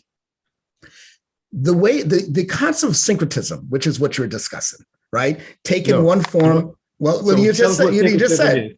Say what syncretism is first, and then I can tell you if that's what I'm saying or not. The use of one, in the case of religion, absorbing one structure it's kind of esoteric, to use to benefit the, so in the case of practicing Catholicism, where in fact, you're actually hiding the fact that you're incorporated and melded it into your practice of your African-based tradition.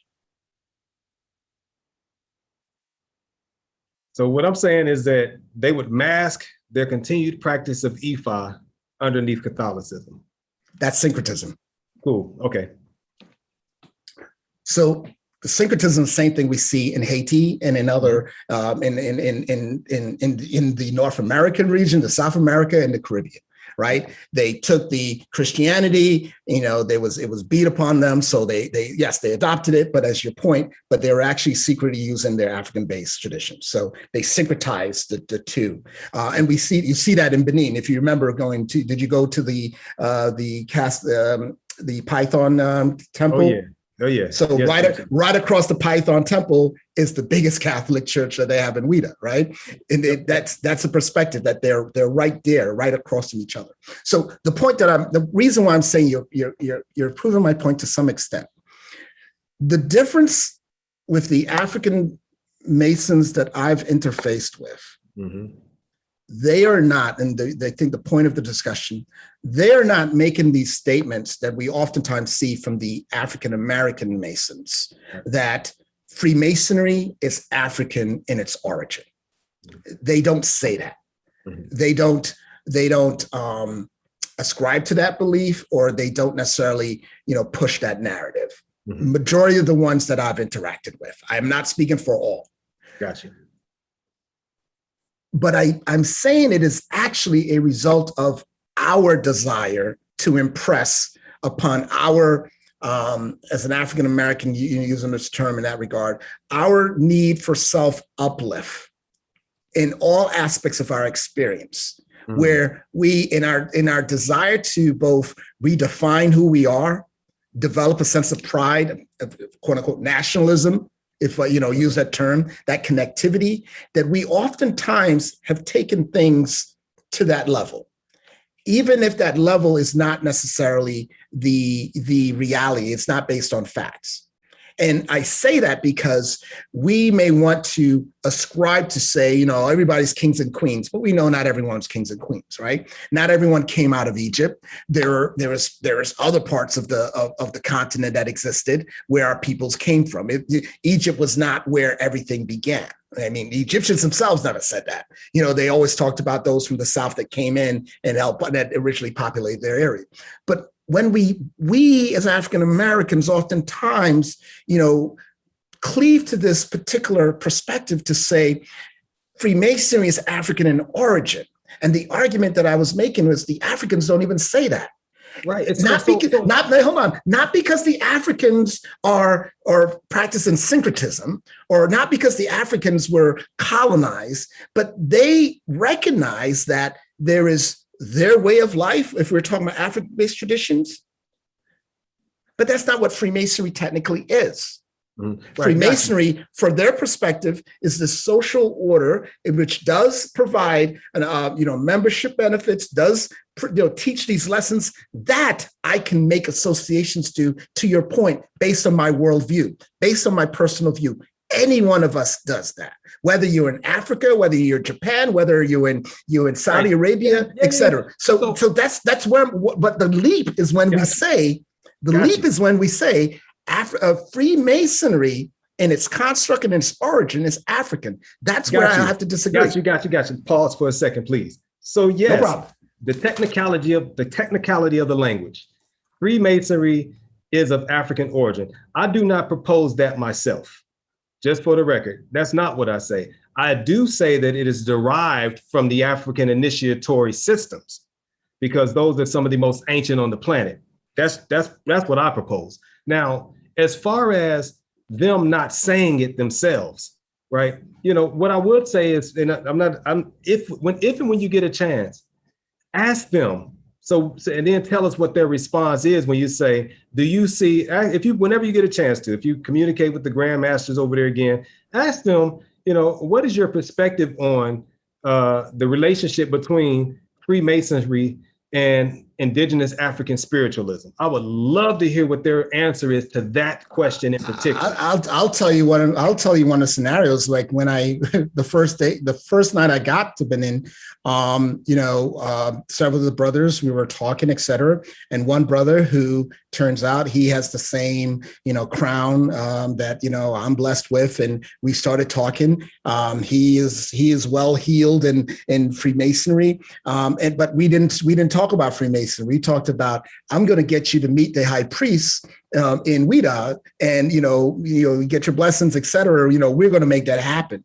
So the point that I'm making is, in all of the conversations that we had, it wasn't a linkage between Freemasonry and that. But again, understand what I'm saying? Yes. So that's overstood. That's what you said. That's what you're saying. But I'm just saying that when you get a chance, ask the question that I stated so we can hear what that perspective is. But what I will say is this: what you just said actually substantiates my point. They are entering, go meet the high priest in Ouida. That means that even when this brother is practicing Freemasonry, he is coming into the lodge with his African worldview. We all are. That's my point. That's my point. No, that was my point when I said that everybody enters the lodge with their worldview. And that's not something that you take off and put on. And it just so happens that a lot of people's worldview in Western Freemasonry is Western, which does not afford for access to those same things that the brother in Weta has access to when he's going into the Masonic Lodge. It's a different worldview. Not entirely. Not everyone's view is Western. In fact, I said the majority, and I didn't say everyone. Okay.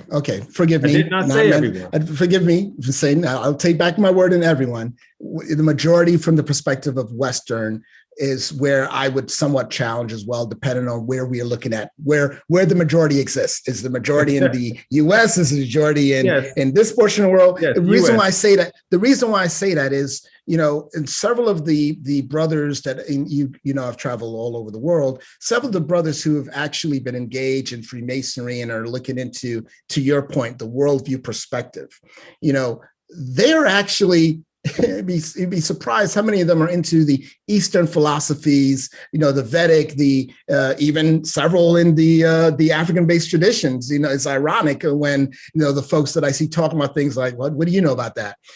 So my point being, individuals who have that interest, individuals who have that exposure, or individuals who cleave to that desire to expose themselves are going to avail themselves of those opportunities and those worldview. My point that I was making in I guess the discussion was that African Masons do not make this particular leap to say the origins are such and such and such. Gotcha. I do not disagree with you that any man or woman in some cases walks into a lodge with their worldview. That's not only in Africa. So anyone comes into any organization, or in our case, this organization, with that worldview. What we tell them is somewhat, you need to shed some of that so you can listen. We tell you that when you first join Freemasonry, Jeff. Remember your first degree lesson. We do certain things to tell you to shed, so you can listen and understand the rituals and you then are returned back to that particular state. So we're not telling you to ignore it. I'm saying we tell you to shed certain things or to suspend them so that we can teach you our particular, symbology and lessons, and then we return you back to that state. So that's what I want to make. So your worldview, for the purpose of gathering the information, and then you get the information, like you said, you drop some stuff so you can get the information clearly, but then you take that information and you process it from your worldview orientation. Everybody does. That was my point. That's what I said. But your point was that Africans don't do that in Africa because they're colonized. No. I didn't say Africans don't do that in Africa. No, Africans don't prescribe to the concept or this discussion around the African origins or the African influences of Freemasonry. What I'm saying and what I've said is that, because remember, I made the point of saying that colonization, not from the deficit perspective, but colonization from the cloaked perspective. We've learned to cloak things, and that the Africans in Africa are approaching Freemasonry with their worldview intact, right? And so, yes, that's what is cloaked, but their worldview is still there, is all I'm saying. But here's explain that some more, because I don't follow that. I got you. I will. And so, and anyway, I don't want to be forced down a hallway that I'm not necessarily going down either. It's right? okay. It's okay. That's why I said explain. So I make sure I'm not gonna do that either. Because my point is this: if there's nothing else that's gathered from what my point is on this subject of Africa and Freemasonry, my point is that Freemasonry is a system that currently exists as a derivation of the earlier systems of initiation. And I would dare to say that right now, the version of Freemasonry that we are practicing, as in our lodges, is a version that is missing much of the power that exists within earlier versions of it, especially when you get back to the earlier derivatives or the earlier sources of these African spiritual traditions. And from there, I would say this: that those brothers and sisters on the continent of Africa who practice Freemasonry now are practicing it differently than how we would practice it here in the West, the majority of us in the West. because they have a different worldview from which they are practicing and operating in Freemasonry from. That worldview, from my understanding and my experience, is that it allows them to embrace the more esoteric aspects of Freemasonry and to use those for empowering purposes. The same way that the brother in Ouida said, let's go, or the brother said, let's go meet the high priest in Ouida so you can get your blessings and blah, blah, blah. Because I'm sure that involved baths and all these other, the boiling of certain herbs and all type of stuff, which to the everyday person, it's just tea. But the worldview says it's more than tea. Watch this, and you will see the results from it. And so I said, that's my statement on the relationship between African and Freemasonry. Now, specific to that point about why the brothers and sisters aren't pushing the point of the African origins, if it is true that they don't push the point, and I believe you when you say that they don't, I do believe you. I would say that if that's the case, let me just say a few things. One is because they don't have to deal with that. They're not in the same political context that we are over here. And so our political experiences, as you stated earlier, kind of evokes that in almost a compensatory manner, to where we're trying to compensate from an experience of being rendered inferior for so long that we're grasping at straws, sort of, to try to find some type of empowering relationship for our own personal identity. I definitely get that. Now, the grasping at straws to me doesn't mean that what we're grasping at is some huff. We might be grasping for absolute truth in these statements, and that the oppressive powers that be may be working overtime to keep us from being able to actually see the truth in what we're thinking is true. That's one thing. The other thing I would say is that it's possible that the brothers and sisters over there aren't pushing that because they themselves don't know. That's possible. A third possibility is that they do know, but they don't have to wave that flag because they still have their spiritual systems intact, to where what that brother was doing in Ouida with the high priest far surpasses anything that could be done through the modern versions of Freemasonry, for its own liberation and empowerment. What that high priest is doing will far surpass what a high priest in the Red House could ever do under just that label and that cloak. And so there would be no need to lean on some old powerful aspect of Freemasonry when they've got their Vodun intact still. So that would be the other thing, and I rest right there. So to the latter, but they still are in Freemasonry. So yeah, they do see the connection. They do see the value of Freemasonry, right? As a political structure. And I'm with you on the first point around the compensation. And to the extent, if I can say it this way, when we talk about influences and origins, right? Whether we're pulling words apart, et cetera. You look at what the African American community has produced that actually has influenced Africa, right? I'll just use hip hop, rap. It is influenced them. No, you look at jazz. You look at the music that was generated from people of African descendancy, things that were, I'll say, quintessentially American. Right, has gone and influenced back to the motherland. Right.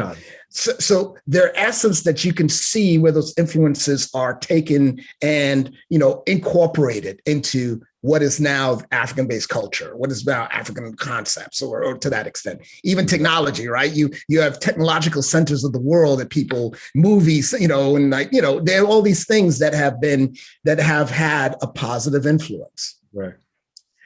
I say all of this because going back to this concept of, why they don't or why they do.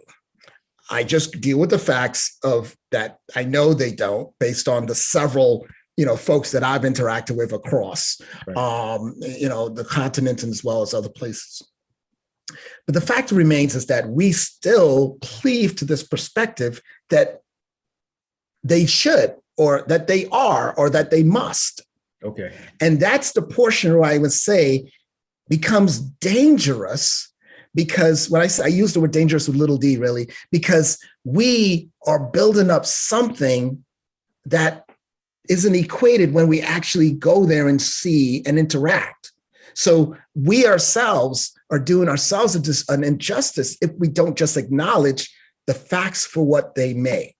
So whether they practice it, whether their worldview, or whether they need to or they don't need to, my argument is any individual who comes to Freemasonry can have their own worldview, which we've stated before, but the African perspective of what is the issues, of course, racism, the structural issues that we recognize that is that is a significant problem in America. Of course, they're not seeing things from that lens. Their leaders look like them, right? Their infrastructure looks like them. Their industry looks like them. So it is not this constant back and forth where we need to speak from the lens of oppressed versus oppressor.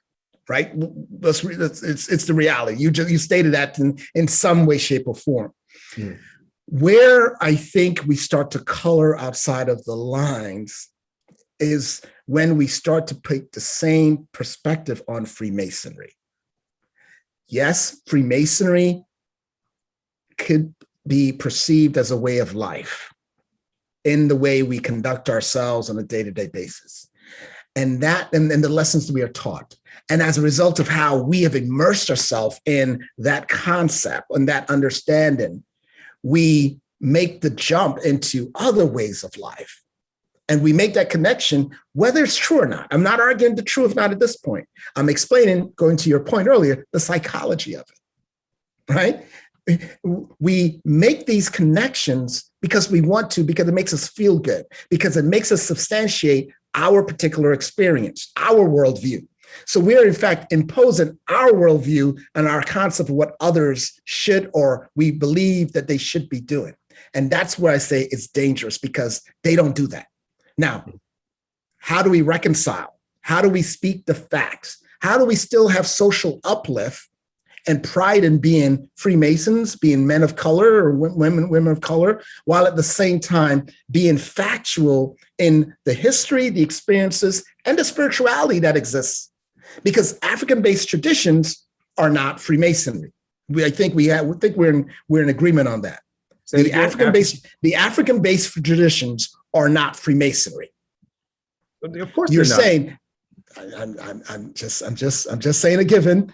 I'm just saying a given because I think it needs to be heard. Because you understand that, but oftentimes others do not hear that. They're hearing it's one and the same. Or they're interpreting what we're saying it's one and the same. And we have to be very careful in how we communicate that because we may make a misjudgment or we may misinform or we may influence people to think. And I'm not saying you, in general. In this conversation, people may have the wrong impression, and now they're right out the gate trying to make a square peg fit in a round hole. So let me say this on that point, good brother, and then I got one thing I want to ask you. It's one of my favorite quotes, by the way, from the Boondocks. So, when you say African traditions are not Freemasonry, on the face, that is absolutely correct. Now, having been initiated, I was initiated into a couple of authentic indigenous African spiritual systems prior to being raised as a Mason. Mm-hmm. And once I was raised as a Mason, I was then initiated into another African spiritual tradition afterwards. And what I was able to gather from those initiatory experiences, including my Freemasonic, being raised in Ohio, not in Africa, in Ohio, with the understanding, experiences, and worldview that I have, I was able to see how at its core, it is the same thing at its core. On its surface and on its face, nope, not at all. At its core, as far as the similarity in principle, as far as the process and the stages, yes, it was at the core of it, universally speaking, it is the same. Just like to me, just to contextualize this a bit, to me, Islam and Christianity at their core are the same, right? And so that's when I say the same, I'm talking about some very core, general, underlying tenets. And what I have experienced personally, being initiated again into authentic African traditions prior to being raised, and then again after being raised, I see, experience, and understand them to be the same on a very core level, right? And so just like I would say that you and I are the same at a core level, but when it gets down to the point of you and I manifesting as our individual selves in this point of reality, we are two different people. But, there was this concept that Carl Jung borrowed from his African studies. He called the collective unconsciousness. And that was an aspect of human consciousness that was the exact same across all of humanity. But the point was that collective unconscious was so deeply embedded into yourself that it was not an easy thing to access. And that the degree to which you can access it was reflected in your degree of understanding that you and everybody here are the same, but just variations of the same manifestations, in other words. And so I see it like that. But here's the question that I want to ask you. What's your understanding of this quote? The absence of evidence is not the evidence of absence. The absence of evidence is not the evidence of absence. What's your take on that quote? I take that as a way of trying to explain away things that cannot have an easy explanation. So a deflection of sorts? A verifiable explanation.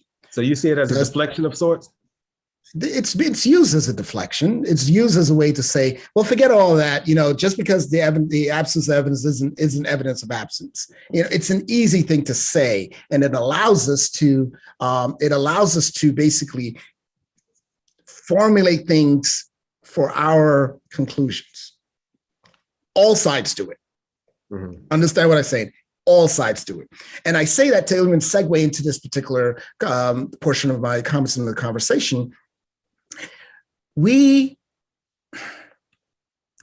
you have someone, and I've seen this so many times, people join Freemasonry. And this is another reason why I'm actually very grateful that you mentioned, having the experience prior to becoming a Freemason. Because Freemasonry in North American culture, both on all sides, let me say it this way, use Freemasonry as a substitute for our manhood rites of passage. Mm. Now, not everyone does, some may have a collegiate, some may have a, particular, but in reality, majority, I'll use one of your terms, majority, not everybody, majority use this as a substitute for manhood rites of passage. And that's a very difficult thing to reconcile, because you should be coming to this organization as a man, and for the women, as a woman already. So the substitute from an African perspective is we haven't really inculcated that into our collective consciousness. Some of us do, because virtue, you being, in a very, well, versed society or community where, we got this rites of passage program for the girls or the boys, blah, blah, blah, blah, blah. That aside, the majority of the older folks, mm-hmm. let's put it there, our age a little bit and up, we have not had the benefit of that African consciousness, if I can use that term in that way. And as a result, we're constantly using Freemasonry as a substitute. Mm. And I see this in so many cases, when, I can see it on the arguments that we see in white Freemasons, like, no, this should be for men only. We can't have women Masons. This is our thing. This is our only thing. Additionally, well, this is what makes me, this is what defines me. And as a result, we begin to see Masonry in everything. We build a bias. We literally introduce a bias into everything we see, because we are seeing Masonry in every aspect of our existence. That's why, hear me out for a minute, that's why when you are going through, or someone is going through another particular act, whether it's a African-based tradition, whether it's even the concept of being baptized in a Christian church, or et cetera, you see, well, wait, that's akin to being, being third degree, or this, because we have put that bias in our perspective where we want to kind of, the confirmation bias, the term we use, we want to confirm that our viewpoint is solidified by what we see. and our interpretation. And that's where I say pause. I say pause because in that desire to both ascribe things that aren't there, or to make up for what we should have had in our collective, vocabulary and experience. Where you look at there's citizenship types of rites of passage. There's the puberty rites of passage, where you see the bar mitzvahs, the quinceanteras, where we're acknowledging going from a boy to a man or a girl to a woman. These things happen in other cultures. Mm-hmm. We don't do that, with the exception of saying, "Oh, you graduated, you go to college, or you got your own car, or you own your own this, that, and the third." We have supplemented it with other things. We've got arbitrary markers, in other words. But when we look at the Masonic organization, or for the benefit other fraternal organizations, whether it's collegiate fraternities or sororities, et cetera, we oftentimes are using, and if those of you who don't have that experience, are using the Masonic institution as that substitute. Some might be. Now, here's what I would say in the line with what you're saying. I think a lot are. They might be. They might actually be. I don't know. I wouldn't even dare to say a percentage. But what I would also say is that so if somebody is attempting to use Freemasonic initiation as their rites of passage, what we both know that's written in our ritual is that it is a sort of rite of passage. It is itself a bringing in from what's supposed to be good men better. So you're supposed to, like you said, be a man coming in, and you're supposed to be an evolved man once you come out of it. So this is a form of rites of passage. It absolutely is. I think that the issue, as you're pointing out, is that we missed our adolescence transitions, which is what the majority of other cultures on the planet have. And so, and by coming to the lodge, and I think that it's because our tradition, which is to do that, was disrupted. And so, and in disrupting that particular tradition of boyhood to manhood training, is why we have so many of the problems that we have within our collective communities right now. But I wanted to, we covering a whole lot of ground really fast too. But go ahead. If I could say one thing to that, especially to the folks in the audience, your explanation of what you just said in response to why I'm making is perfectly captured in this book called "Of Water and the Spirit" by Patrice Malidoma-Somé. One of my favorite books. Patrice Malidoma, I remember when I met him when he first wrote that. And Patrice Malidoma-Somé basically was a African child that was taken to a Christian seminary. French Jesuit school. He was kidnapped. He was kidnapped, and then he was brought back to his village, but he missed his window for doing his puberty rites of passage. So he actually has to go through it as an adolescent, or quote unquote, being a physical adult. He was 18. But he explains it in a way that typifies that whole point. You missed the boat, but now you have to do it with the rest of the kids who are younger than you, and you have the influence, as we would just say, of that colonialist perspective. So you're trying to reconnect to something that you had lost. Right. But that experience and that book, I would always say, I would tell anyone, and I tell people all the time to read that book. And I've been doing this for probably over 20 some odd years. I've been buying it for people for about that long. Because Ritual Healing is another good book of his. Yes. It really explains this concept of ritual, and then the healing wisdom of Africa. Secrecy and secrecy. Yeah. And if we are able to understand these dynamics, we can appreciate the Masonic experience, the displacement that some of us have with when we're trying to add more to it. I'm not saying it's not a rite of passage, but as the defining transformative way, it has been adopted as such, right? People feel totally transformed. What I'm saying is that it can be that. And for some people, it is that. And so, I know we're going real far, real fast. And I wanted to kind of just slow down and allow for each of us to kind of, let's go into more of a volley at this point, right? So if we could just, let's go into more of a volley so that we leave room for, before we go too far, because then it's too much to try to remember and go back to comment on.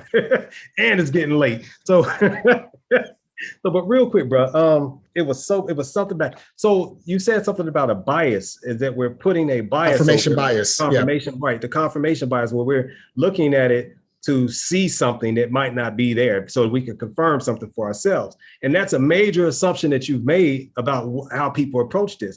What I will tell you is that I was initiated, as I mentioned, into two African spiritual traditions prior to becoming a Freemason. And when I came into Freemasonry, I wasn't seeking to confirm anything. In fact, I wasn't even really interested in becoming a Mason. You know, I was so-called, quote unquote, taking one for the team as far as my family is concerned, because my uncle, who was a Mason, had just passed away recently. And I know he has sons. And so I was like, in my mind, the way that I rationally thought about it, now I understand it was a deeper mission for me. But the way that I consciously and rationally explained it to myself was, go ahead and take one for the team, man, just in case your little cousins want to come in. We'll have an active member in that can help them along the way because their father has died. That's how I So rationally. I wasn't saying that you joined Freemasonry you. for a confirmation bias. What I was saying is that once we joined Freemasonry, you know, you had the benefit of seeing something before. That's what I'm talking about. There's several who don't have that. Freemasonry is the first and only point. And so, but then I'm going to take it to the next step of what I was saying, which is, so even after becoming a Mason and having had the previous African spiritual initiations, then do another initiation, because the whole point was about ritual, the healing wisdom of Africa was the other one. So the other point that I was making is that when I went into the next initiation, because your point was about, you were responding to the point about seeing Masonry and everything. And I was saying that once I got in there, I saw that at the core of all of these initiation traditions, it was the same.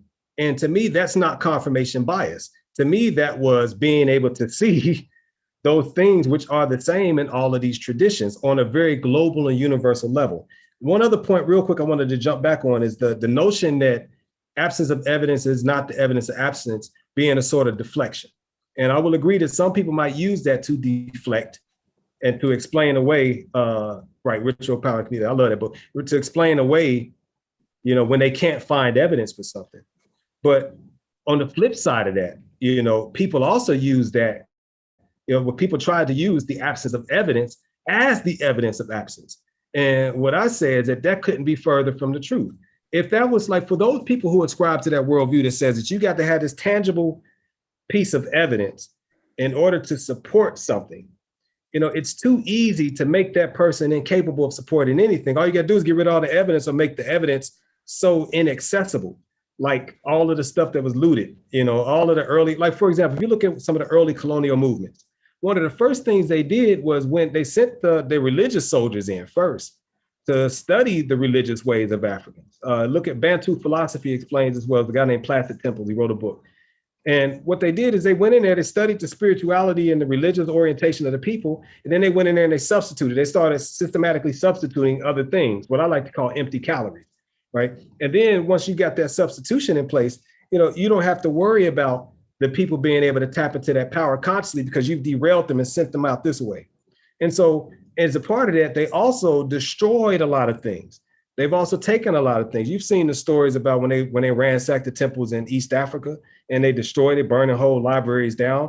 I don't think they destroyed everything. I think they just took a lot of stuff and hid it and make the people no longer able to access it. But in cases like that, just because you cannot put your finger on the tangible evidence, and this goes back to worldview about how knowledge is acquired, right? There's one worldview that says that knowledge has to be acquired through the physical senses, taste, touch, hearing, smell, and sight. It's this thing called the scientific method, right? And to me, that means it's the way of knowing things. And if you can't do it this way, then it's not verifiable. Therefore, it's speculative, right? And so what I'm saying is that when I hear that quote, I'm looking at it on both ends of that. Like, yep, the absence of evidence is not the evidence of absence, because some people will act like it is. And then other people will, as you said, use it as a rationale for why they can't prove something.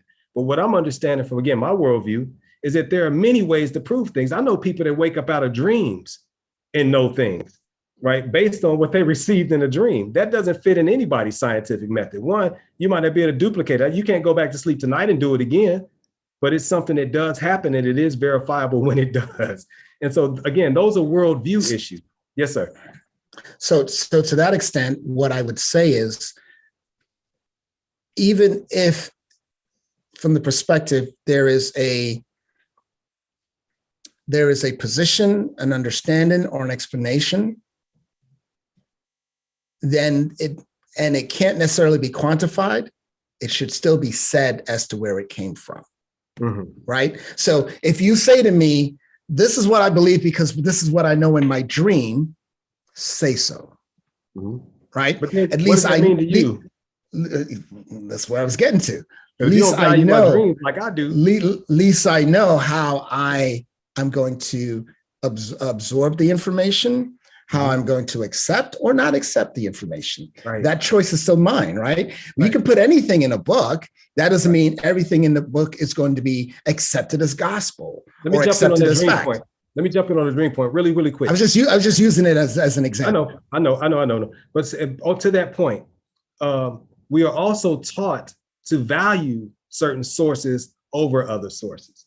And again, that's a worldview thing. If we're in a worldview that says that knowledge has to be tangible or the verification has to be tangible, then anything that's not tangible is going to be seen as an unreliable sourse or an invalid But at the same token, we have seen impacts of even where an oral tradition gets diverted, gets screwed up and told in different ways, right? And in ways that don't necessarily always be in keeping with what was said earlier.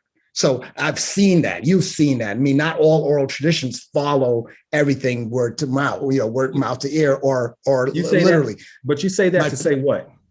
I say that to say we also need to recognize that with those things that aren't necessarily quote unquote quantifiable, we have to understand that there may be other influences on the particular story, whether they're verifiable or not. That's something that has. Have you ever seen data that was cooked? Like cooking the book? Of course, I've seen data that's cooked. People can quantify things and they'd be dead wrong. Okay, but I'm using the term quantify not as a way to say everything that's written or everything that is provided in a written context is correct. What I am saying in the way you've asked the question, how do I process information that I cannot? And this is my oversimplification of your question to the quote. How do I accept information that I cannot verify independently myself, or that doesn't come from a source that I would say is written or is verifiable? It may come from an oral tradition. It may come from someone's dream. It may be because, this is such and such, whatever it may be. All I'm saying is, if that's where that information is from, it just needs to be stated. Right. How I accept that information is based on my own perspective, right? My own willingness, my own comfort level, my own, whether my train of thought. Exactly. Now, to your point, well, that may be because you were taking it from this established institutionalized perspective. Maybe, or maybe my gut says, yeah, okay, I could see it, or I cannot. Right. But the fact is, with anything, right? And going back to even some of the earlier points in this discussion, Freemasonry, in any uncertain way of capturing it, is an amalgamation of so much information, so much traditions. There are so many things over the course of time that have been put into, mixed up, potpourri, gumbo, whatever you want to call it, whatever. All these things have been put into the vessel that we know Freemasonry now to be. Right. They've taken things from here. They've taken lessons from here. They've taken influences from here. It's not one particular thing. And that's my entire argument. It's not one particular thing. And I agree. And with that vessel, when it arrives at your doorstep, you can now choose which of those pieces of those ingredients within that mix-up that you want to keep as your own, absorb into your own psyche, or reject. Right. I say the same thing. That's all I'm saying. I say it's a hub or a vessel that was designed to maintain those ancient truths, those ancient and universal truths that we can use right now should we choose to access it. There was this quote that I was just thinking of, brother, and I think we'll close in just a minute, man. We're going to have to do this again, man. We're going to have to chop it up. We've got to chop it up again. But there was this quote. I was reading some old Dr. Ben work on, there used to be this website called the National Black United Front website. And and need to communicate with them. The National Black United Front's website, and there was a quote on there. I'm paraphrasing a little bit, but it said, "All faith is false, all faith is true." European Masons make up stuff too. It said, all faith is false, all faith is true. Faith is a mirror that is broken into myriad pieces, everybody claiming their bit to be the whole. Or I'm saying faith, its truth is a mirror broken into many pieces, everybody claiming their bit to be a whole. And every little fragment that a person holds does reflect according to its own, shape and size. But if you put all these pieces back together, then we can get a more complete view of the picture. So, brother, I want to give you the opportunity, your closing statements, man. Your closing statement and whatever it is that you want to lead the folks with, man. And we definitely got to do it again, fam. I really do appreciate this conversation. I hope it was, not boring to people. I mean, it's just, we got to figure out, maybe get a series going or something. Two guys talking with, it's something, I don't know.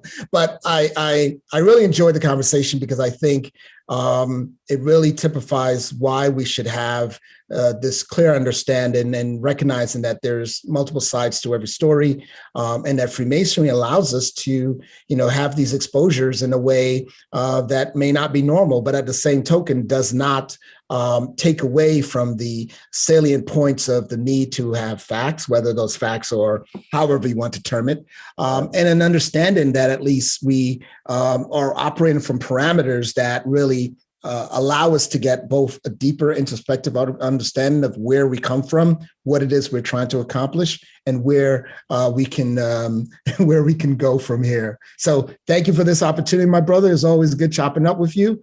I said I've heard a lot of things about you. And to some extent, our paths never cross physically, but I hope that they do, sometime in the near future.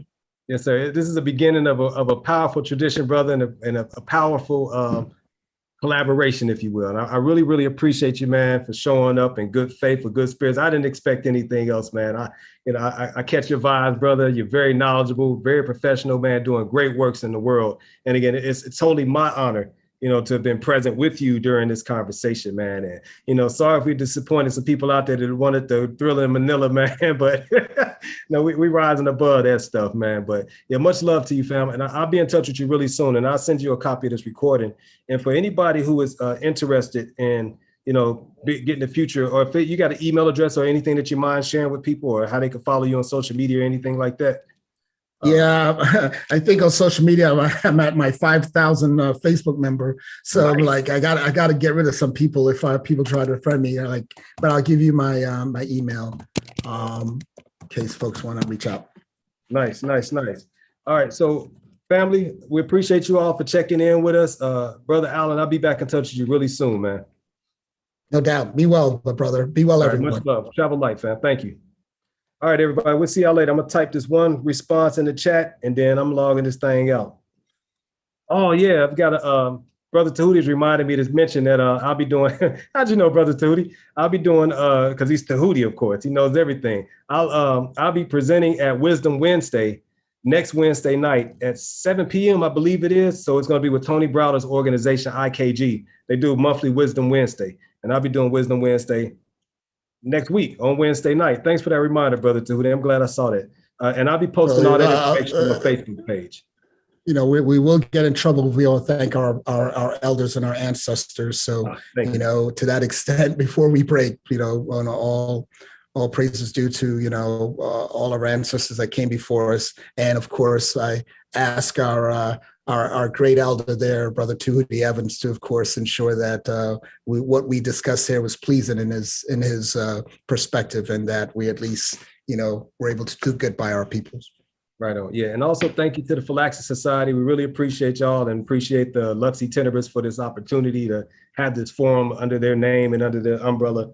We're doing really good things, man, and I love these bridges that we're building, brother. And just look forward to the work ahead.